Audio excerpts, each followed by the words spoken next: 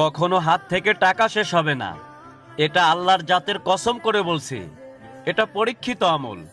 আমি যখনই আমল করেছি তখনই ফলাফল পেয়েছি।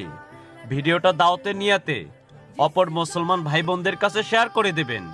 আমল করার নিয়ম হচ্ছে, প্রথমে সূরা ইখলাস 11 বার পাঠ করবেন, ইয়া রাজ্জাকু 11 বার পাঠ করবেন, ইয়া কাদিয়াল হাজাত 21 বার পাঠ করবেন।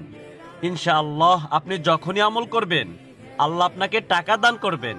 অজু থাকুক বা না থাকুক, সকালে ঘুম থেকে উঠে এই দোয়া পড়েন, ইনশাল্লাহ টাকা পয়সা সম্পদ আল্লাহর হুকুমে এদিক দিয়ে ওদিক দিয়ে আপনার ঘরের দুয়ারে চলে আসবে। শুধু এই দোয়া পড়াটাকে অভ্যাসে পরিণত করুন। ইনশাল্লাহ আল্লাহর হুকুমে আপনার ব্যবসা বাণিজ্যে লক্ষ লক্ষ টাকা লাভ হবে এবং যেটাই করবেন সেখানে বরকত হবে। এতটাই বরকত পাবেন যে আপনি কল্পনাও করতে পারবেন না। সকালে ঘুম থেকে উঠে ইন্নাল্লাহা গফুরুর রহিম, ইন্নাল্লাহা গফুরুর রহিম এটা 5 বার পড়বেন। আমি প্রতিদিন কিছু না কিছু শেখার চেষ্টা করি এবং আমলও করার চেষ্টা করি এবং সেটা আপনাদের কাছে পৌঁছে দিই। বিশ্বাস এবং নিয়ত বড় জিনিস। আমলটা করে দেখেন, ইনশাল্লাহ ফল পাবেন।